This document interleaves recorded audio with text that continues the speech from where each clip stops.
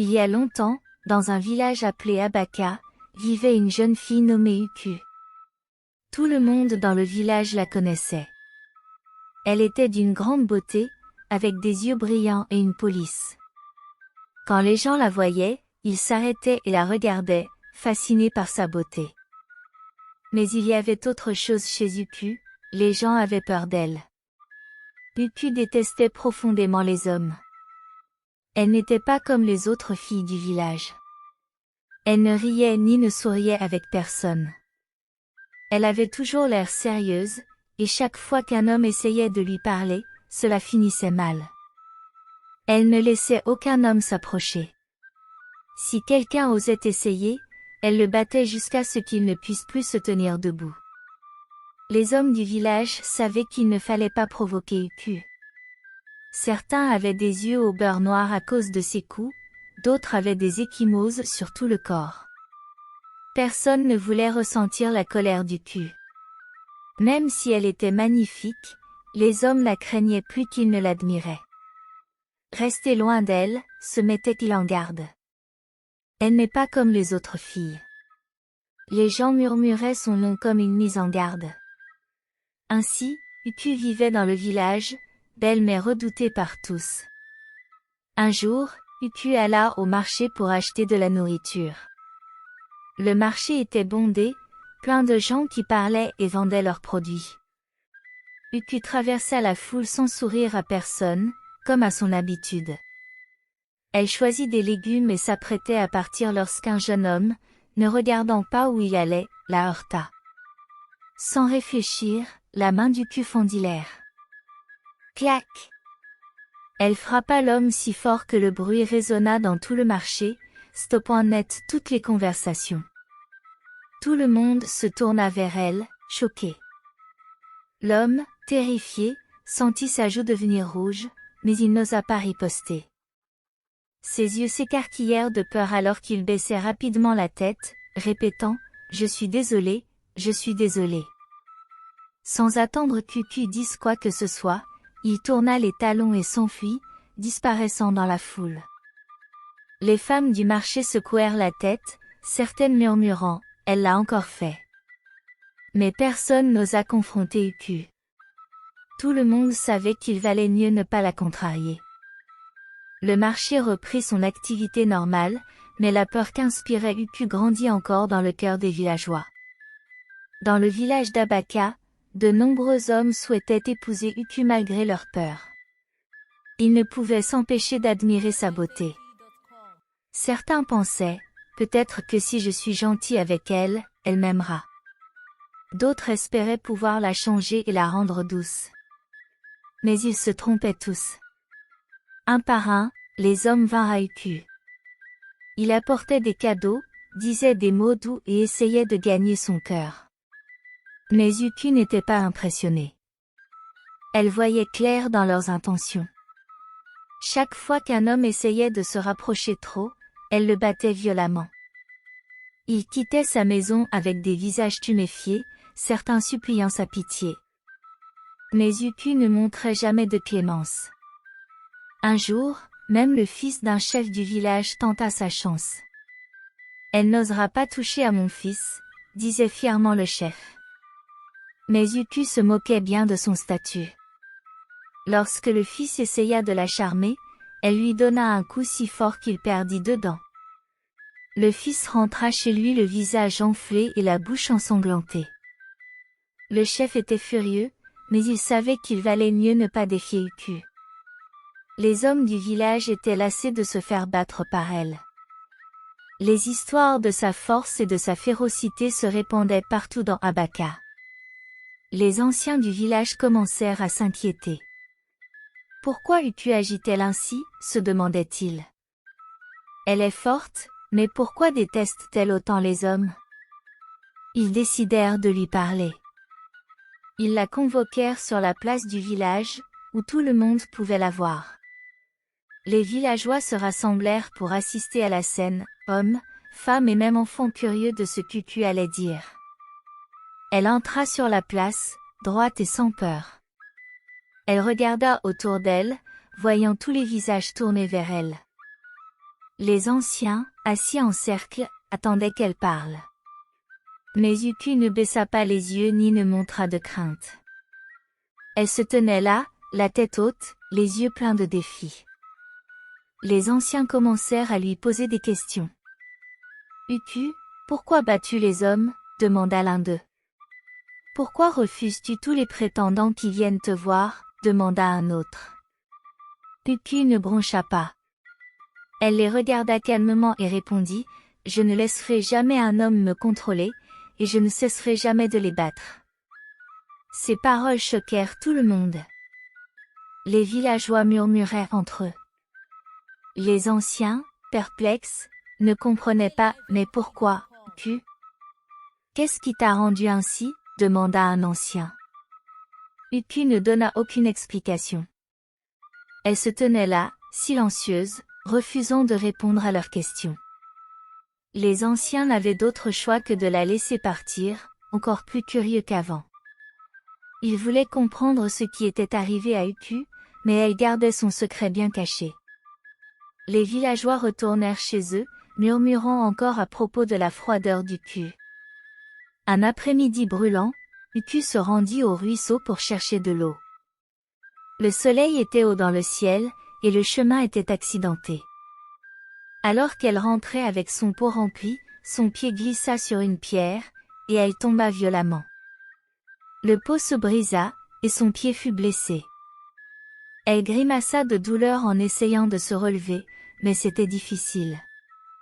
Un fermier, qui se trouvait à proximité, vit ce qui s'était passé et accourut pour l'aider. Il s'agenouilla pour soigner son pied blessé, essayant d'arrêter le saignement. Mais Uku, méfiante, interpréta mal son geste. Elle pensa qu'il tentait de profiter de sa situation alors qu'elle était blessée. Sans réfléchir, le poing d'Uku s'élança dans les airs. Bam! Elle frappa le fermier au visage, le faisant reculer. « Ne me touche pas !» cria-t-elle, les yeux flamboyants de colère. Le pauvre fermier, tenant son visage enflé, tenta de s'expliquer. « Je voulais juste t'aider, » dit-il d'une voix tremblante. Mais Uku ne l'écoutait pas. Elle était furieuse, imaginant le pire. Le fermier savait qu'il valait mieux ne pas riposter. À Abaka, les hommes n'avaient pas le droit de frapper les femmes, peu importe la situation. Alors, il se releva lentement, le visage meurtri, le corps endolori, et s'éloigna en boitant, laissant Uku seul près du ruisseau. L'histoire de cet incident se répandit comme une traînée de poudre. Elle a frappé un fermier qui ne faisait que l'aider, murmuraient les villageois. Mais personne n'osa confronter Uku. Il savait ce dont elle était capable, et sa réputation redoutable se renforça encore ce jour-là. Malgré cette réputation, la beauté d'Uku attira l'attention du prince du village. Intrigué par sa force et son indépendance, il la trouvait différente de toutes les autres femmes. Il n'existe personne comme elle dans le village, pensait-il. Le prince était persuadé qu'il pouvait la conquérir. Il commença à lui rendre visite, lui offrant des cadeaux, des vêtements raffinés, des fruits exotiques et des bijoux rares. Uku ne le repoussa pas, mais elle ne se montra pas chaleureuse pour autant. Elle restait sur ses gardes, observant chacun de ses gestes avec prudence. Les villageois n'en revenaient pas. Le prince pourrait-il être celui qui la changera, murmurait-il. Un jour, le prince invita Uku à se promener près du ruisseau. L'air était frais, et l'eau coulait doucement. Marchant côte à côte, le prince se dit. Peut-être qu'elle commence à m'apprécier. Elle ne m'a pas repoussé tout ce temps. Se sentant confiant, il commit une terrible erreur. Il tendit la main pour toucher celle d'Uku, pensant que ce serait un geste doux et anodin. Mais pour Uku, ce n'était pas du tout tendre. Cela ressemblait à une tentative de contrôle, comme celle des hommes qu'elle avait combattus auparavant. En un instant, la colère d'Uku explosa. Ses yeux s'embrasèrent, et avant que le prince ne puisse dire un mot, elle l'attaqua. Bam! Elle le frappa violemment à la poitrine, suivi d'un autre coup au visage. Le prince tenta de se défendre, mais Yuku était trop rapide et trop forte. Elle ne s'arrêta que lorsqu'il était à terre, meurtri et saignant. Les gardes du prince, qui observaient de loin, se précipitèrent pour l'aider. Ils le relevèrent, trop faible pour se tenir debout seul, le visage enflé et le corps couvert d'éraflures. Ils le transportèrent rapidement au palais. La nouvelle se répandit dans tout le village. Yuku a frappé le prince. Les villageois étaient sous le choc. Bien qu'ils connaissaient la férocité d'Uku, jamais ils n'auraient imaginé qu'elle irait jusqu'à attaquer un membre de la royauté. Quand le prince retourna au palais, meurtri et abattu, le roi entra dans une colère noire. « Qui ose faire cela à mon fils ?» rugit-il. Les serviteurs tremblèrent, mais ils savaient tous que cela ne pouvait être Yuku. Personne d'autre dans le village n'aurait eu le courage de lever la main sur le prince. Le roi convoqua immédiatement Yuku au palais. La nouvelle se propagea rapidement. Toute la population se rassembla dans la cour du palais, impatiente de voir ce qui allait se passer. Comment Yuku répondra-t-elle au roi, chuchotait-il. Lorsqu'Uku arriva enfin, elle traversa la cour du palais, la tête haute. Les gens l'observaient, se demandant si elle aurait peur. Mais Yuku n'avait pas peur. Elle se tenait droite devant le roi, ses yeux audacieux et impassibles, tout comme elle l'avait fait face aux anciens du village. Le roi, assis sur son trône, la fixa avec des yeux enflammés. « Pourquoi as-tu attaqué mon fils ?» demanda-t-il, sa voix résonnant dans toute la cour et faisant frissonner les villageois. Mais Yuku ne s'y a pas. Elle se tenait en silence, le visage dur et les yeux remplis à la fois de colère et de défi. Elle se tenait là, en silence, refusant de répondre aux questions du roi. Son cœur battait fort dans sa poitrine, mais elle gardait sa bouche close. Les villageois retenaient leur souffle, attendant ses explications, mais elle refusait toujours de parler. La fureur du roi augmenta. « Comment oses-tu rester silencieuse devant moi ?» rugit-il, sa voix résonnant dans la cour du palais et faisant frémir les villageois. Pourtant, Yuku ne s'y a pas. Sa décision de garder son secret restait ferme, enfouie profondément en elle. Les murmures dans la foule s'intensifièrent. Pourquoi avait-elle agi ainsi? Mais personne ne connaissait la réponse. La colère du roi ne faisait que croître. « Pourquoi as-tu blessé mon fils? Parle maintenant ou subis les conséquences, » tonna-t-il. Yuku sentit son cœur se serrer. Elle ne pouvait plus retenir ses émotions. Son visage, d'habitude si dur et farouche, s'adoucit. Pour la première fois, les villageois aperçurent quelque chose de différent dans ses yeux, de la douleur. Les larmes montèrent, et sa voix trembla lorsqu'elle commença à parler. « Mon père, l'homme censé nous protéger, il n'était pas bon, » dit-elle d'une voix basse, mais chargée de douleur. Les villageois se penchèrent pour mieux entendre. Les yeux d'Uku s'emplirent de larmes alors qu'elle dévoilait l'histoire qu'elle avait gardée enfouie si longtemps. Il battait ma mère chaque jour. Il la traitait comme une esclave, criant sur elle, la bousculant. Et chaque fois qu'elle essayait de s'exprimer, il la menaçait. Il levait la main, et elle se taisait, trop effrayée pour dire quoi que ce soit. La foule, figée, écoutait attentivement. La voix d'Uku se brisa alors qu'elle poursuivait. « Un jour, ma mère était enceinte.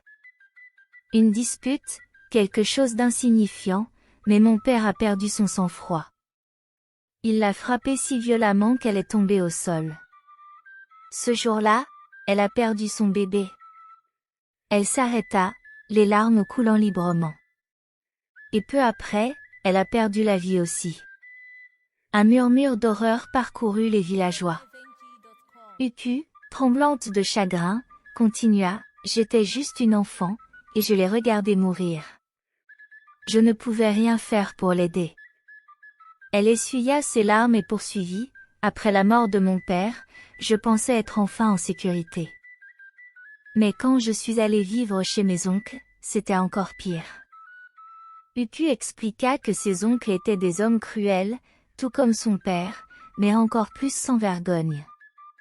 Ils amenaient sans cesse des femmes chez eux, les traitant sans respect, les forçant à obéir par des mots durs et des actes ignobles.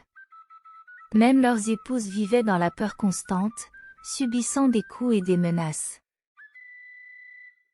Uku observa tout cela, jour après jour, incapable de sauver ses femmes comme elle n'avait pas pu sauver sa mère. C'est alors qu'elle fit une promesse, astérisque plus jamais aucun homme ne la traiterait ainsi astérisque. Je ne pouvais pas aider ma mère, ni les femmes de mes oncles, mais je pouvais me protéger, déclara-t-elle, les yeux emplis de résolution. C'est ainsi qu'Uku devint la jeune femme farouche que les villageois connaissaient. Mais derrière sa force et sa colère se cachait une douleur profonde. Lorsque son histoire fut révélée, un silence pesant s'installa. Les hommes, en particulier ceux qu'elle avait affrontés, baissèrent la tête, honteux. Ils comprirent que la force d'Uku était née d'un passé marqué par la souffrance et l'injustice. Les femmes, quant à elles, regardèrent Uku avec admiration et respect. Elle était plus qu'une guerrière, elle était un symbole de résistance, de courage, et de lutte pour la dignité. Même le prince, qui avait autrefois pensé pouvoir apprivoiser Uku, comprit son erreur. Il lui présenta des excuses sincères et promit de ne plus jamais lui causer de peine. Le roi, ému par l'histoire d'Uku, fit une déclaration solennelle. Plus aucun homme à Abaka ne devra jamais maltraiter une femme. Cela ne sera plus toléré. Astérisque. Les oncles d'Uku furent punis pour leur cruauté, et le village, touché par cette histoire, commença à changer. Grâce à Uku, un nouveau respect envers les femmes émergea, et son combat, autrefois perçu comme de la rébellion, devint une source d'inspiration pour tous. Un nouveau respect pour les femmes se répandit à travers le royaume. Uku, toujours forte et farouche, commença à ouvrir son cœur, juste un peu. Elle accepta d'épouser le prince, non pas parce qu'elle avait été apprivoisée, mais parce qu'il avait prouvé qu'il pouvait la respecter et la valoriser pour ce qu'elle était. Ce n'était pas une question de contrôle, mais de force rencontrant la force, de respect rencontrant le respect. Le village célébra l'union d'Uku et du prince. Ce n'était pas seulement le mariage de deux personnes, mais une histoire de guérison et de courage. Le parcours d'Uku, de la douleur et de la peur à la force et au respect, devint une histoire racontée pendant des générations. C'était l'histoire d'une fille qui avait refusé d'être brisée et d'un village qui avait appris la véritable signification de la force et du respect. J'espère que cette histoire vous a plu. Si c'est le cas, aimez la vidéo, partagez ce que vous avez appris de ce conte dans les commentaires et n'oubliez pas de vous abonner à la chaîne pour découvrir d'autres récits enchanteurs comme celui-ci. Merci.